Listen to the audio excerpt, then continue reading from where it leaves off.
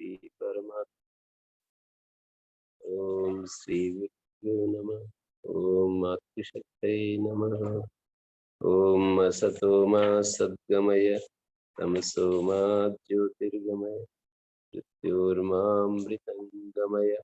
ओम शांति शांति शांति। बृहदारण्यक के चतुर्थ अध्याय के पंचम ब्राह्मण में अंतिम जो 15वां मंत्र है उसमें ये बात कही गई थी, यत्र ही द्वैतम युव भवति तदितरा इतरम पश्यति तदितरा इतरम जिघ्रति। जहाँ द्वैत जैसा होता है वहाँ इतर इतर को देखता है, सुनता है, इतर इतर को जानता है, रस लेता है। और इससे विपरीत सर्वम यत्र तु सर्वम मानी दूसरा एक पक्ष है, यत्र तु अस्य सर्वम आत्मा एव अभूत तत् केन कम पश्येत केन कम शृणुयात केन कम मन्वीत। जहाँ सब कुछ आत्मा ही हो गया तो कौन किसको देखे, सुने, समझे। यहाँ पर प्रश्न ये किया जा रहा है,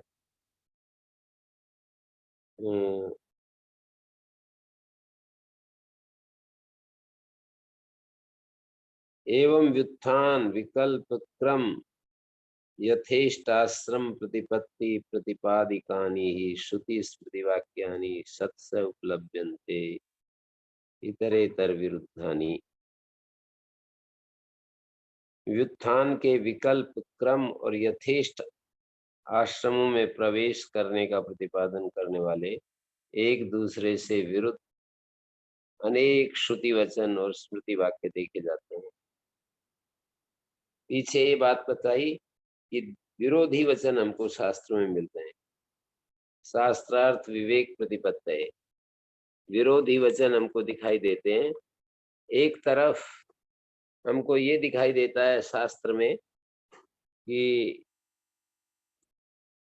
यावत् जीवम अग्निहोत्रम जुहुयात यावत् जीवम दर्श पूर्णमासाभ्याम यजेत कुर्वन्नेवे कर्माणि। कर्म की प्रशंसा करते हुए वाक्य मिलते हैं।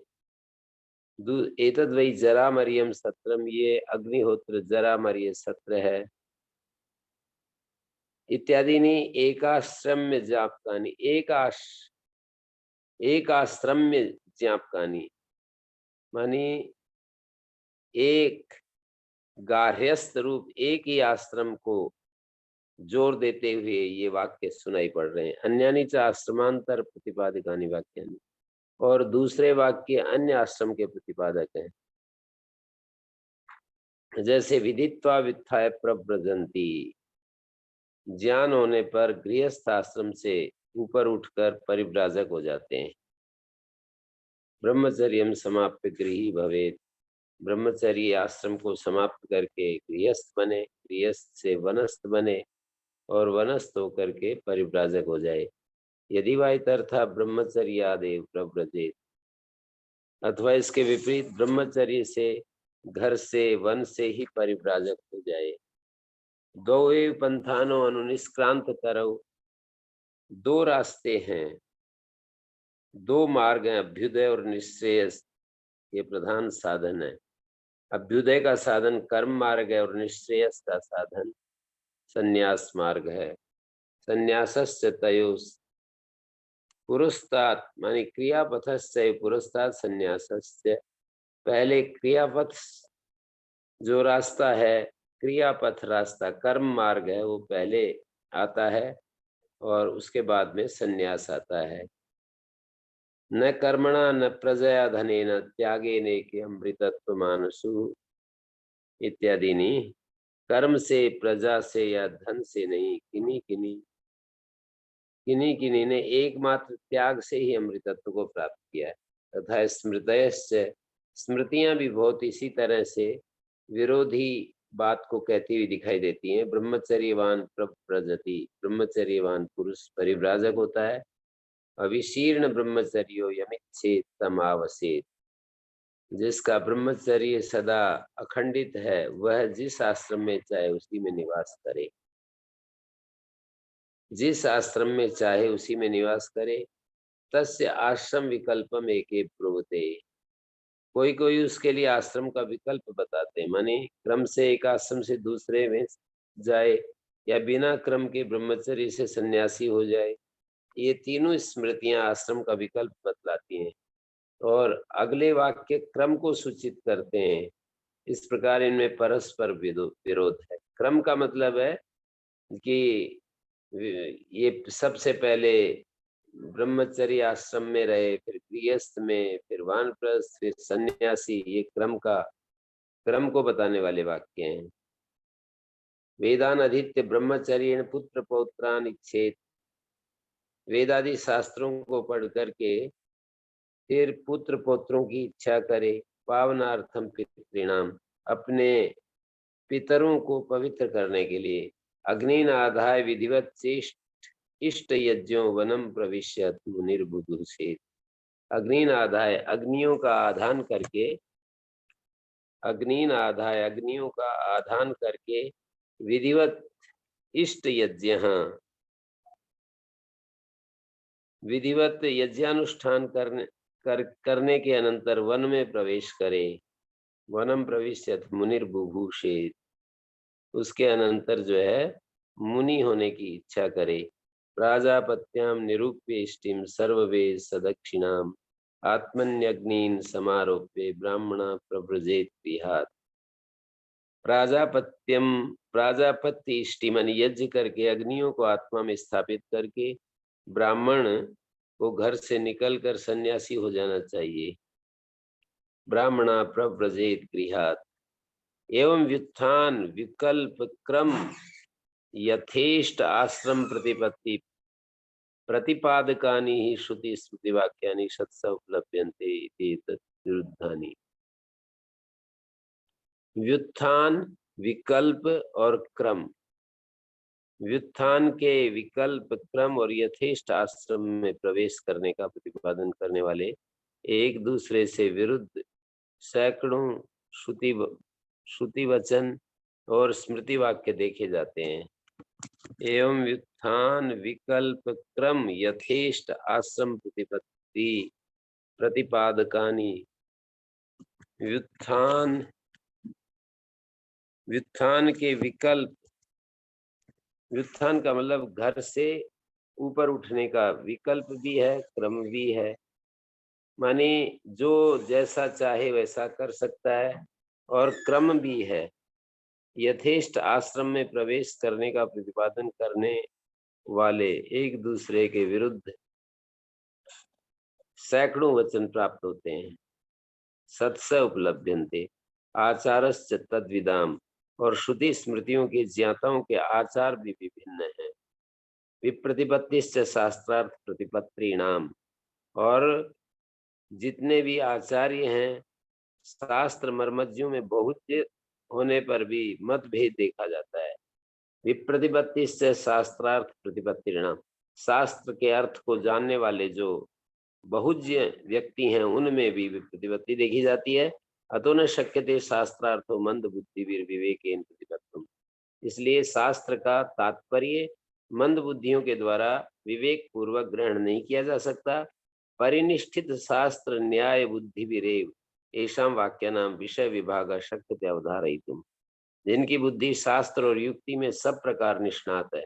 परिनिष्ठित शास्त्र न्याय बुद्धि भी, शास्त्र और युक्ति, न्याय माने युक्ति, शास्त्र और युक्ति और बुद्धि, जिनकी बुद्धि परिनिष्ठित है शास्त्र और युक्ति से परिपूर्ण बुद्धि, जिनकी स्थिर है शास्त्र में और युक्ति में बुद्धि जिनकी, ऐसे लोग ही विषय विभाग, इन वाक्यों का विषय विभाग करके निश्चय कर पाएंगे। तस्माद् ऐसाम विषय विभाग ज्ञापनाय यथा बुद्धि सामर्थ्यम विचारयिष्यामः। इसके विषय विभाग को सूचित करने के लिए अपनी बुद्धि और सामर्थ्य के अनुसार हम विचार करेंगे। यावत जीवन। जी जी गुरु जी, प्रश्न संख्या समझ में नहीं आ रही। 1143 जी महाराज। 1143 पृष्ठ पर। ठीक है महाराज। यावत जीव श्रुत्यादि वाक्यानाम अन्यार्थ संभवात, यावत जीव अग्निहोत्र करे इत्यादि वाक्यों का कोई दूसरा अर्थ न हो सकने के कारण वेद का तात्पर्य कर्म में ही समाप्त होने वाला है। उसको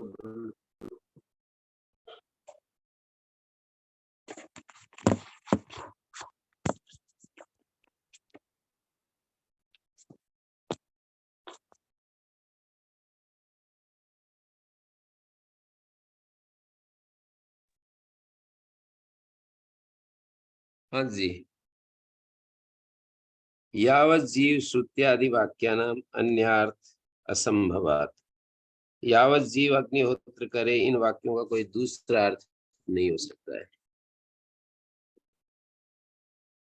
इन वाक्यों का दूसरा अर्थ न हो सकने के कारण वेद का तात्पर्य कर्म में समाप्त होने वाला है। ऐसा पूर्व पक्षी कहता है।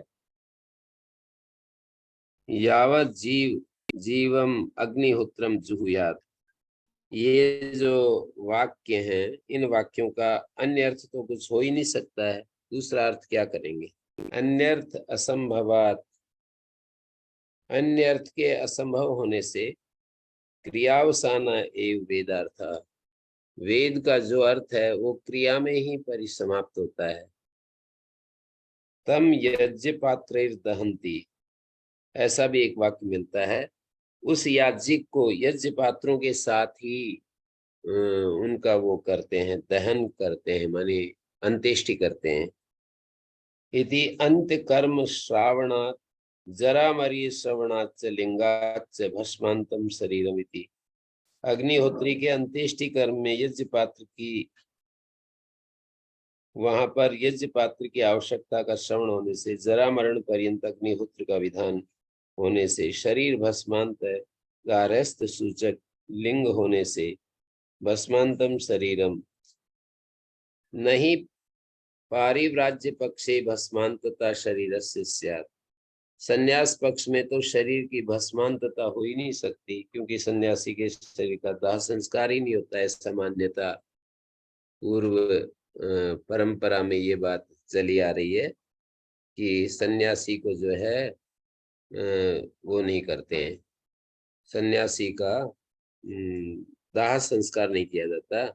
उनको जैसे भूमि में उनको गाड़ दिया जाता है।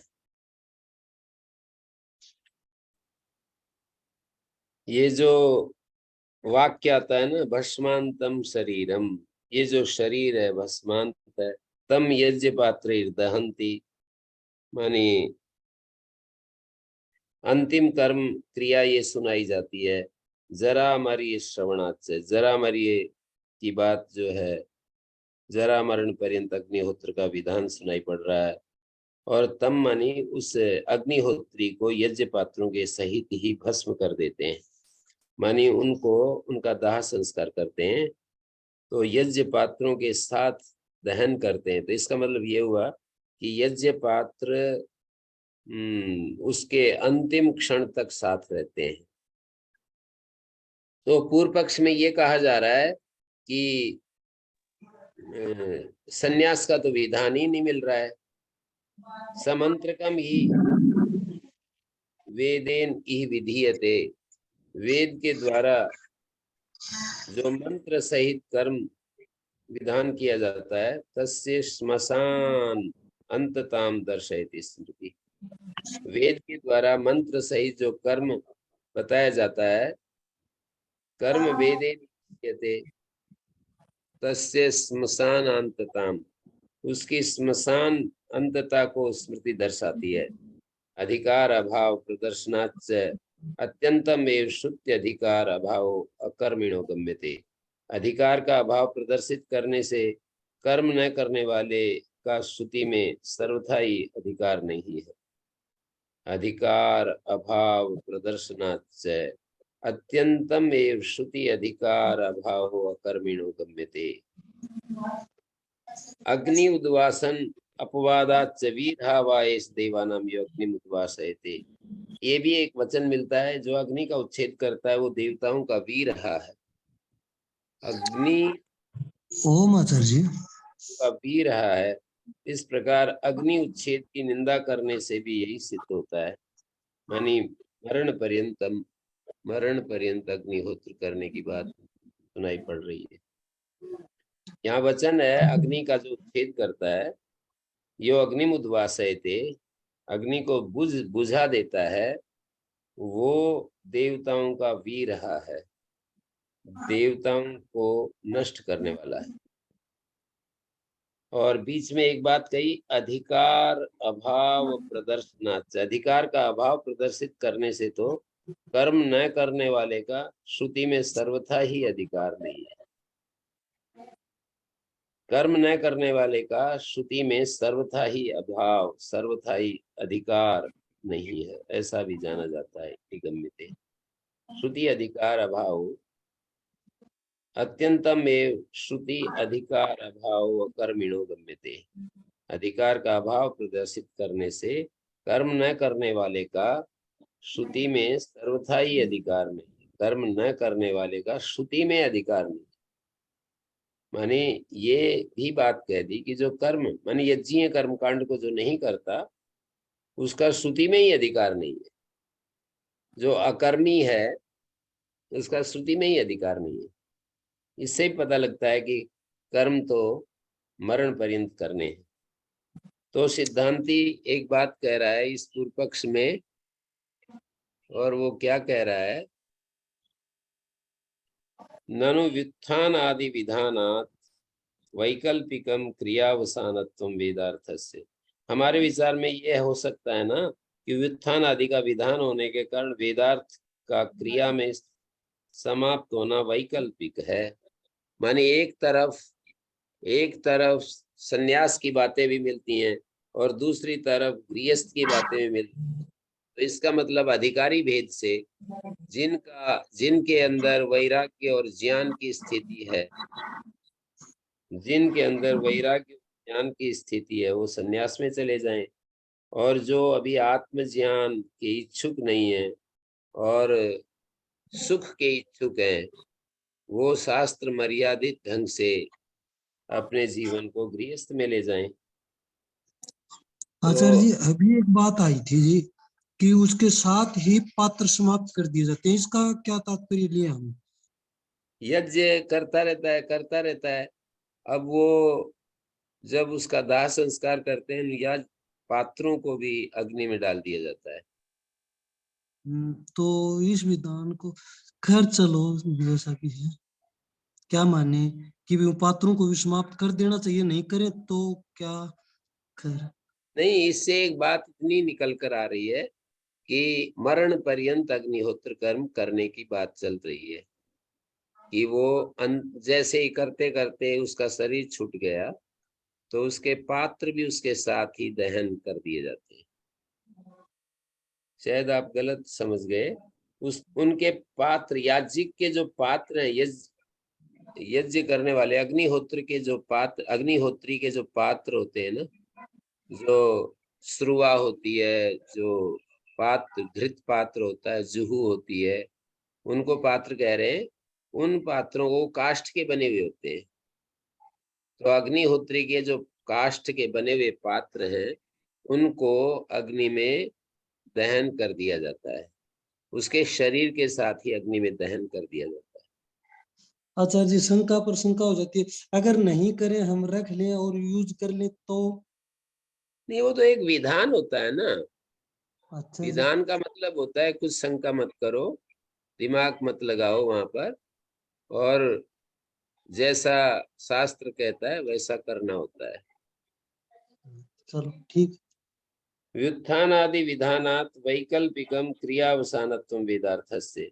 व्युत्थान का विधान होने से, माने व्युत्थान का मतलब गृहस्थ से ऊपर उठने की भी बात है ना, तो वेदार्थ का क्रिया में समाप्त होना वैकल्पिक है न। पूर्व पक्षी कहता है नहीं, अन्यार्थत्वाद व्युत्थानादि श्रुति नाम, व्युत्थान आदि श्रुतियों का तात्पर्य कोई दूसरा ही है। यावत जीवम अग्निहोत्रम जुहोति यावत जीवम दर्श पूर्णमासाभ्याम यजेत, या जीवन पर्यंत अग्निहोत्र करे या जीवन पर्यंत दर्श पूर्णमास द्वारा यजन करे, ये जो श्रुतियां हैं जीवन मात्र निमित्त वाली होने के कारण जब कोई अन्य तात्पर्य होने की कल्पना ही नहीं की जा सकती, तो व्युत्थान आदि वाक्यों का कर्म के अनधिकारियों के विषय में होना संभव है। यानी ये कहना चाह रहे हैं, ये जो वाक्य हैं यावत जीवन दर्श पूर्णमासाभ्याम यजेत इत्येमादीनाम श्रुतीनाम जीवन मात्र निमित्तत्वात्, ये श्रुतियां जीवन मात्र निमित्त वाली, पूर्व पक्षी की तरफ से ये शंका की जा रही है, ये श्रुतियां जीवन मात्र निमित्त वाली होने के कारण जीवन मात्र निमित्तत्वात् यदा न शक्यते अन्यार्थता कल्पयित, जब अन्यार्थता का कल्पना नहीं की जा सकती, तथा व्युत्थान आदि वाक्यानाम कर्मनधिकृत विषयत्व, व्युत्थान आदि वाक्यों का कर्म अनधिकृत विषयत्व संभवात, कर्म के अनधिकारियों के विषय में होना संभव है। कर्म के जो अनधिकारी हैं मानी उनके लिए है ये व्युत्थान आदि वाक्य, जिनको कर्म का अधिकार नहीं मिल रहा है। शास्त्र में मीमांसा में एक ऐसा प्रकरण आता है जहां कर्म करने का अधिकार किसको है किसको नहीं है ये बताया गया है। तो ये वाक्य जो है व्युत्थान करने के लिए उन लोगों को कहा गया है जिनका कर्म में अधिकार ही नहीं है। जिनका कर्म में अधिकार है उनको संन्यास करने के लिए नहीं कहा गया, ऐसा पूर्व पक्षी शंका कर रहा है। बहुत सारे अधिकारी अनधिकारी के रूप में विभाजन करके पूर्व मीमांसा में दर्शाया गया है। तो यही कह रहे हैं कि ये जो श्रुतियां हैं जीवन मात्र निमित्त तत्वात्, जीवन मात्र निमित्त वाली होने के कारण यदा न शक्यते अन्यार्थता कल्पयितुम, जबकि और कोई अर्थ कल्पना किया ही नहीं जा सकता, तो व्युत्थान आदि वाक्यानाम कर्म अनधिकृत विषयत्व संभवात्। जीवन मात्र निमित्त वाली का मतलब ये होता है कि केवल ये जो श्रुतियां हैं जीवन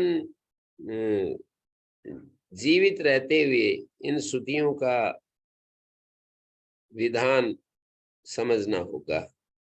कुर्वन्नेवेह कर्माणि जिजीविषेत् शतं समा इति च मंत्र वर्णात्, ये मंत्र में वर्णन आ रहा है कर्म करते हुए 100 वर्ष जीने की इच्छा करें। ये जो है पूर्व पक्षी शंका कर रहा है इसमें 100 वर्ष जीने की इच्छा करे। जरया वास्मात् मुच्यते मृत्युनावा, इस अग्निहोत्र कर्म कांड से या तो व्यक्ति बिल्कुल अशक्त हो जाए, जरा जीर्ण हो जाए, या उसकी मृत्यु हो जाए, तभी उसका छुटकारा होता है, उससे पहले नहीं।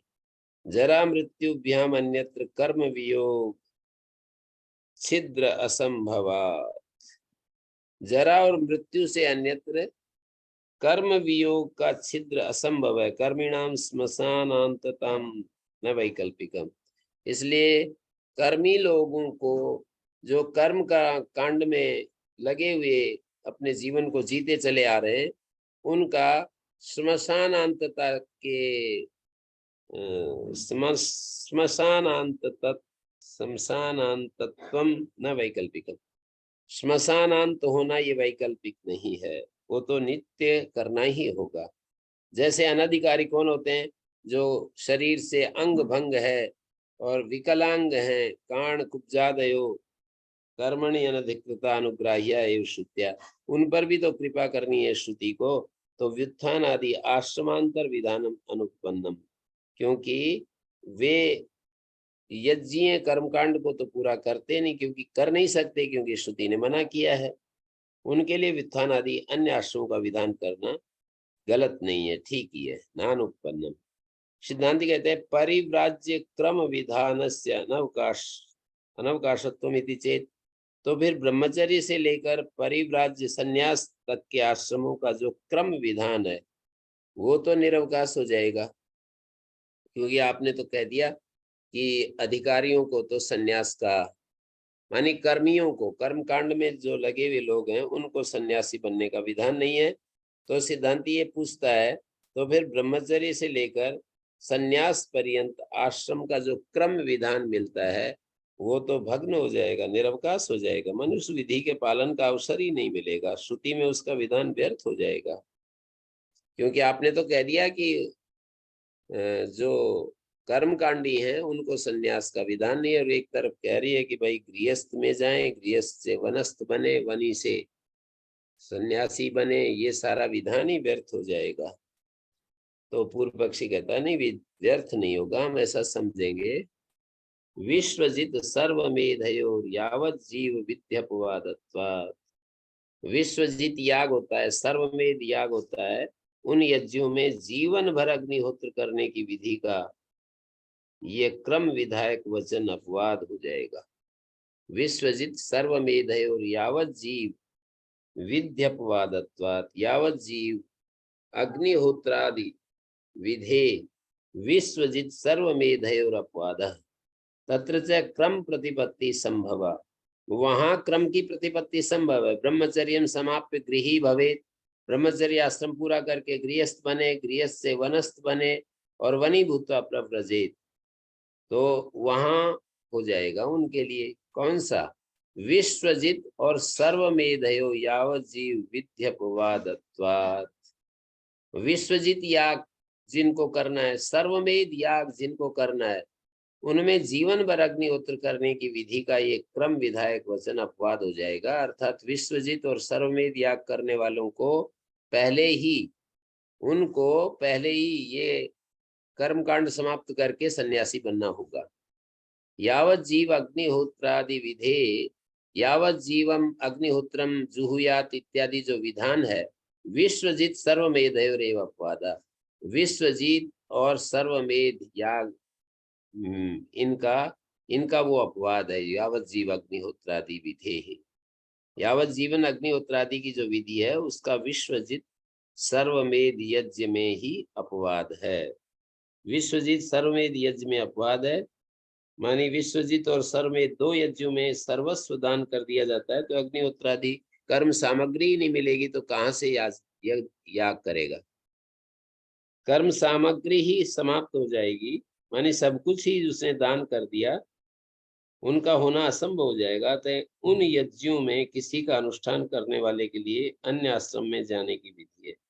उन यज्ञों में से, मानी विश्वजित और सर्वमेध यज्ञों में से किसी का अनुष्ठान करने वाले के लिए यज्ञों में से किसी एक का, चाहे तो विश्वजित याग करे चाहे ये सर्वमेध याग करे, फिर अन्य आश्रम में जाने की विधि है। मतलब उसका तात्पर्य हम ऐसा समझ सकते हैं, विश्वजित करेगा तो भी उसको अन्य आश्रम में जाने की विधि समझी जा सकती है, या फिर ये दूसरा सर्वमेध करेगा तो भी समझी जा सकती है। तो जो शास्त्र का विधान है वहां चरितार्थ हो जाएगा। नहीं विरोध अनुपत्ति नहीं एवं विषयत्वे पारिव्राज्य क्रम विधान वाक्य से कश्चित विरोधा क्रम प्रतिपत्ते है। इस उन वाक्यों में कोई विरोध नहीं आ सकता। पारिव्राज्य के क्रम का विधान करने वाले वाक्य का ऐसा विषय यदि हम मान लेते हैं, वो जो क्रम विधान है कि इसके करके ये करे, इस करके ये करे, ऐसा विषय मान लेने पर क्रम प्रतिपत्ति का कोई विरोध नहीं रहता है। विरोध अनुपत्ति नहीं एवं विषयत्वे पारिव्राज्य क्रम विधान वाक्य से कश्चित् विरोधा क्रम प्रतिपत्ते है। अन्य विषय परिकल्पनायाम तु यावत जीव विधान श्रुति स्व विषयात संकोचिता स्यात्। उसका कोई अन्य विषय कल्पना करने पर तो यावत जीवन क्रम का विधान करने वाली श्रुति का अपने विषय से संकोच कर देना होगा। यानी अन्य विषय परिकल्पनायाम तू, उसका कोई अन्य विषय कल्पना करने लगेंगे तो यावत जीव जो विधान श्रुति है उसका संकोच करना पड़ेगा। स्व विषयात संकोचिता स्यात् क्रम प्रतिपत्तेस्तु विश्वजित सर्वमेध विषयत्वा न कश्चित् बाधा। और जो क्रम प्रतिपत्ति है विश्वजित और सर्वमेध विषय होने से वहां कोई बाधा ही नहीं है। और यदि ऐसा नहीं करेंगे तो यावत जीव जो विधान है यज्ञ कर्म करते रहना चाहिए, उसका विषय संकुचित करना पड़ेगा। सिद्धांति कहता है नहीं, ऐसी बात नहीं। आत्मज्ञान से अमृतत्व हेतुत्व अभ्युपगमात्, आत्मज्ञान को अमृतत्व का हेतु बताया है। यत्तावत् आत्मा इत्ते उपासित, ऐसा वाक्य मिलता है कि आत्मा इस रूप में उसकी उपासना करें। आत्मा इत्ते उपासित है सैस नेति नेति एतदंतेन ग्रंथेन यदुपसंहृतम आत्मज्ञानम तद अमृतत्व साधनम इत्यभ्युपगतम भवता। माने आपने ये भी स्वीकार किया है कि आत्मज्ञान को अमृतत्व का हेतु बताया, आप भी मानते हो। आत्मा इत्ते उपासित, माने सिद्धांति पूर्व पक्षी की तरफ से कि आप भी ऐसा मानते हैं, आत्मा इत्ते उपासित, इस सिद्धांत को आप मानते हैं। सैस नेति नेति एतदंतेन ग्रंथेन, और जो नेति नेति इस पर्यंत यहाँ तक के ग्रंथ से जिस आत्मज्ञान का उपसंहार किया गया है वो अमृतत्व का साधन है, ऐसा आपने भी स्वीकार किया है। पूर्व पक्षी कहता है तत्र एतावदेव अमृतत्व साधनम अन्य निरपेक्षम इति एतन्न दृश्यते, किंतु यहाँ अन्य किसी कर्म आदि की अपेक्षा से रहित केवल ज्ञान ही अमृतत्व का साधन है, ये कथन हम नहीं स्वीकार करते। हम मानते हैं कि आत्म ज्ञान अमृतत्व का साधन है, पर ये जो आग्रह बना लिया कि अन्य किसी कर्म आदि की अपेक्षा से रहित केवल ज्ञान ही अमृतत्व का साधन है, ये हमें सहन नहीं हो रहा। हम ऐसा मानते हैं कि भाई आत्मज्ञान भी अमृतत्व का साधन है और कर्म भी अमृतत्व का साधन है। यहाँ पर अद्वैत दर्शन में ये समझा जा सकता है कि कर्म और उपासना क्रमिकता के रूप में मान्य हुई है। माने सबसे पहले कर्म करें, अग्निहोत्र आदि कर्म करें, उसके बाद उपासना करें और अंततः जाकर के ज्ञान से मुक्त हो जाए। पर महर्षि दयानंद का तो एक वाक्य मिलता है उधर सत्यार्थ प्रकाश में, शुद्ध कर्म शुद्ध उपासना और शुद्ध ज्ञान से मुक्ति होती है, अशुद्ध कर्म शुद्ध उपासना अशुद्ध ज्ञान से बंधन होता है। माने ऐसा लगता है कि वे, पर वो इतना अंतर जरूर है कि कर्म की बात आती है तो यहाँ पर उपनिषद के परिप्रेक्ष्य में कर्म की जब बात आ जाती है तो कर्म का मतलब लिया जाता है कर्मकांड, कर्म का अर्थ कर्मकांड लिया जाता है। लेकिन महर्षि दयानंद कर्म का अर्थ केवल कर्मकांड नहीं करते, जितने भी जीवन के जो कर्म होते हैं उनको कर्म कहते हैं, और कर्म को वे मुक्ति के संदर्भ में जब कहते हैं तो निष्काम कर्म ये शब्द का प्रयोग करते हैं। शुद्ध कर्म का मतलब निष्काम कर्म, शुद्ध उपासना का मतलब शुद्ध चेतन तत्व की उपासना। तो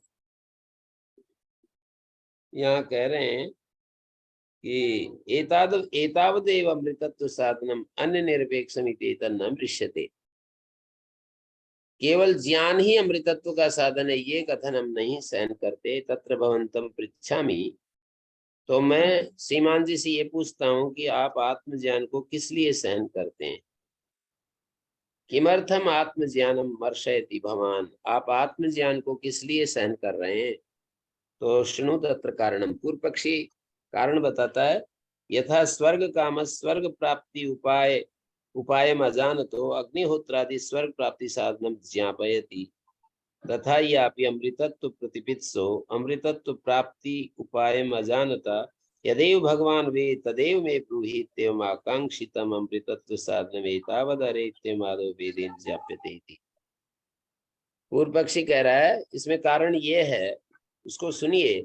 जिस प्रकार स्वर्ग प्राप्ति का उपाय, यथा स्वर्ग कामस्य स्वर्ग प्राप्ति उपाय अजानतो, स्वर्ग की कामना है, किसी को सुख विशेष पाने की कामना है और स्वर्ग प्राप्ति का उपाय जानता नहीं है, तो उस व्यक्ति को अग्निहोत्रादि स्वर्ग प्राप्ति साधनम ज्ञापयति श्रुति, अग्निहोत्रादि को स्वर्ग प्राप्ति का साधन बताती है। तथा यह भी उसी तरह से यहाँ भी पूर्व पक्षी की बात चल रही है। अमृतत्व प्रतिपित्सो, कोई व्यक्ति अमृतत्व को प्राप्त करने का इच्छुक है, दुख रहित होना चाहता है, सर्वथा दुख मुक्त होना चाहता है। अमृतत्व प्राप्ति उपाय मन जानता, अमृतत्व की प्राप्ति का उपाय जानता नहीं है। यदि भगवान, इसलिए ये बात आई, भगवान जो इस विषय में ठीक ठीक जानते हैं अमृतत्व का साधन, वही मुझे बताएं।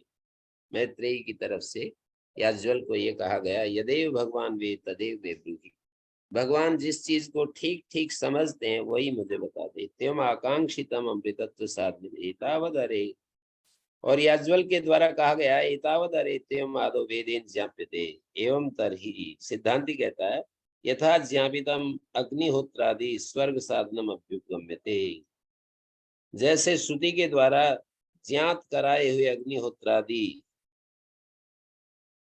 ज्ञापितम अग्निहोत्रादि स्वर्ग साधनम अभ्युपगम्यते, यथा ज्ञापितम, जिस प्रकार से बताए गए हैं, जिस प्रकार से उनको करने के लिए कहा गया है, वे अमृतत्व के साधन होते हैं, नहीं वे स्वर्ग के साधन होते हैं। जिस प्रकार से कर्म को बताया गया है, अग्निहोत्रादि कर्मों को बताया गया, स्वर्ग साधन रूप में उनको स्वीकार किया गया है, तथा ये आप आत्मज्ञान भी इसी प्रकार उसी शैली में आत्मज्ञान को अमृतत्व का साधन स्वीकार किया गया है। यथा ज्ञाप्यते तथा भूतम एव अमृतत्व साधनम आत्मज्ञानम अभ्युगंतम युक्तम, जिस प्रकार ज्ञान कराया गया उसी प्रकार आत्मज्ञान को अमृतत्व का साधन मानना उचित है, क्योंकि श्रुति का प्रामाण्य दोनों जगह समान है।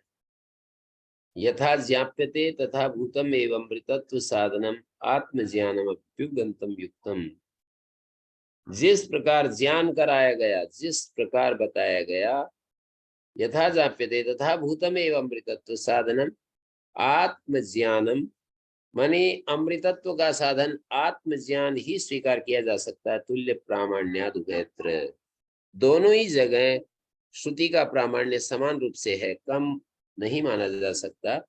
कि कर्म कांड के विषय में तो स्वर्ग प्राप्ति के साधन के रूप में तो श्रुति अधिक प्रामाणिक है, और अमृतत्व के साधन के रूप में श्रुति का प्रामाण्य कम है, ऐसा नहीं माना जा सकता। पूर्व पक्षी कह रहा है यद्देवम किम स्यात्, यदि ऐसा माना जाए तो इससे क्या सिद्ध होगा? तो सिद्धांति ने उत्तर दिया, सर्व कर्म हेतु मर्दकत्वाद आत्मज्ञानस्य विद्योद्भवे कर्म निवृत्ति स्यात्, आत्मज्ञान कर्म के संपूर्ण हेतुओं का निवर्तक है। सर्व कर्म हेतु मर्दकत्वाद आत्मज्ञानस्य विद्योद्भवे कर्म निवृत्ति स्यात्, आत्मज्ञान कर्म के संपूर्ण हेतुओं का निवर्तक है, इसलिए ज्ञानोदय होने पर कर्म की निवृत्ति हो जाएगी। कर्म निवृत्ति स्यात्, ज्ञान आत्मज्ञान से सर्व कर्म हेतु उपमर्दकत्वाद आत्मज्ञान, आत्मज्ञान संपूर्ण कर्म के हेतुओं का उपमर्दक हो जाता है। हम कर्म क्यों करते हैं? हम कर्म इसलिए करते हैं कि हम अपने आप को सुख के अभाव में रिक्त रिक्त अनुभव करते हैं। सुख के अभाव में हम अपने आप को खोखला खोखला अनुभव करते हैं।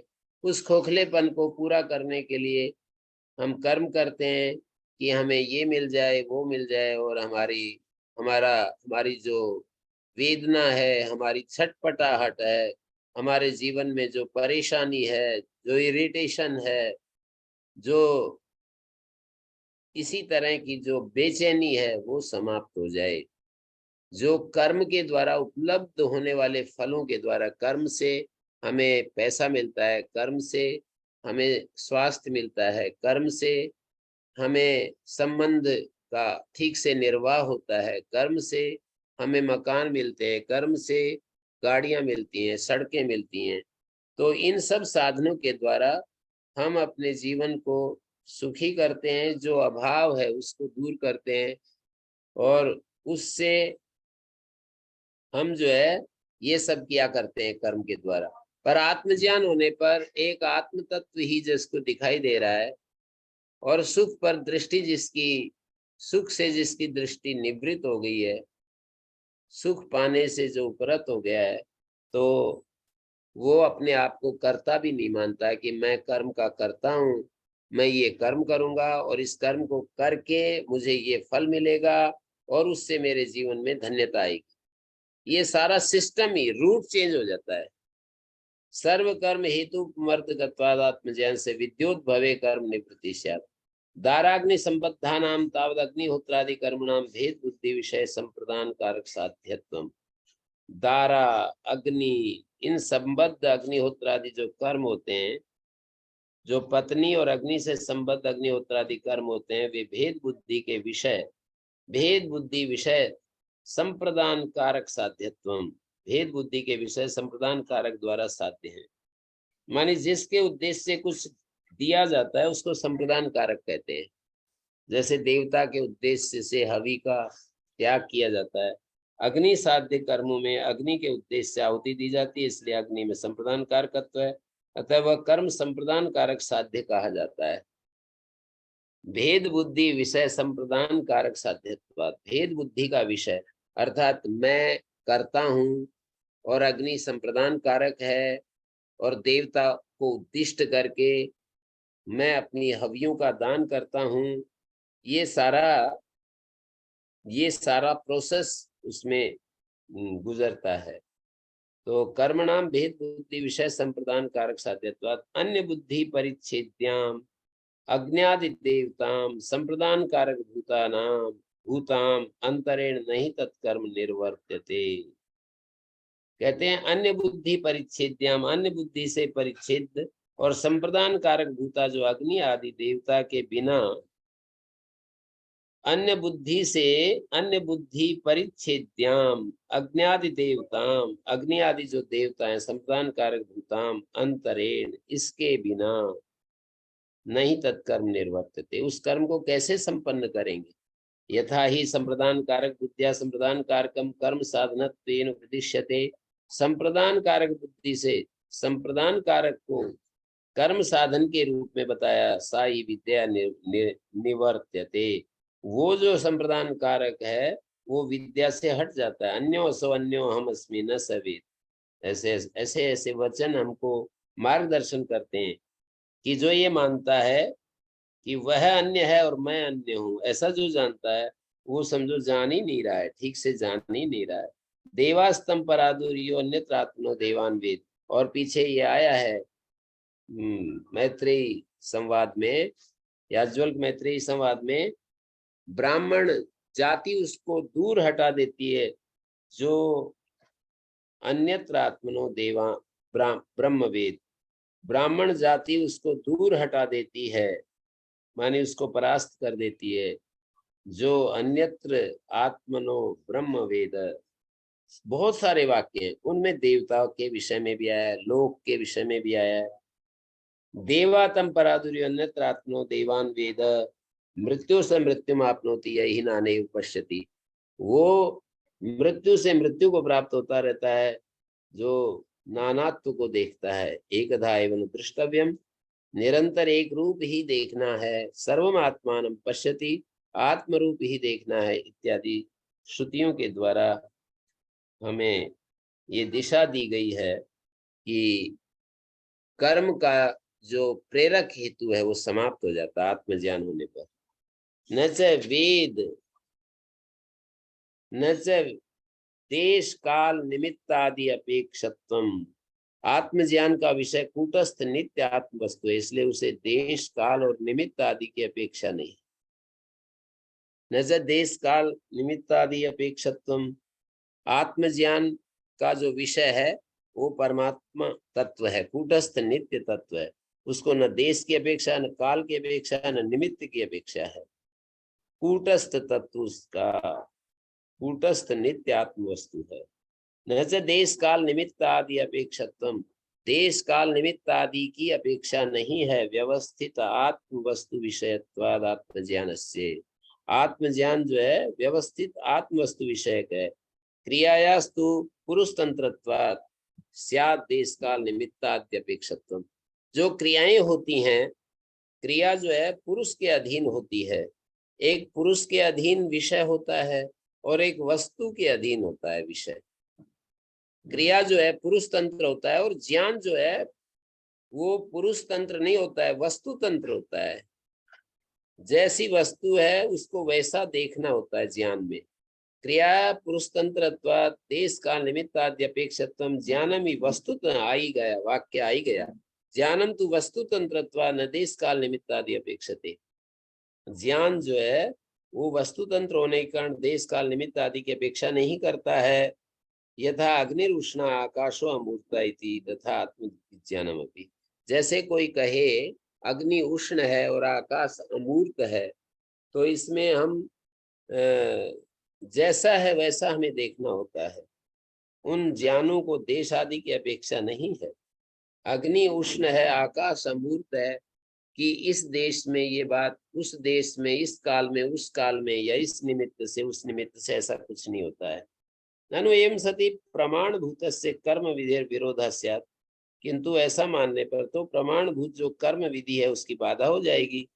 न च तुल्य प्रमाणयोर इतरेतर निरोधो युक्ता। और समान प्रमाण वाले जो श्रुति वाक्य हैं उनमें एक दूसरे का वाद होना उचित नहीं है। तो सिद्धांति कहता है ना, ऐसी बात नहीं है। स्वाभाविक भेद बुद्धि मात्र निरोधकत्वात्। आत्मज्ञान तो स्वाभाविक भेद बुद्धि मात्र का बाधक है, वो अन्य विधि का बाधक नहीं है। स्वाभाविक जो हमारे अज्ञान के चलते अनादिकाल से जो अज्ञान चला आ रहा है, स्वाभाविक भेद बुद्धि मात्र निरोधकत्वात्। आत्मज्ञान तो स्वाभाविक भेद बुद्धि मात्र का बाधक है, वो अन्य विधि का बाधक नहीं है। नहीं विध्यंतर निरोधकम आत्मज्ञानम।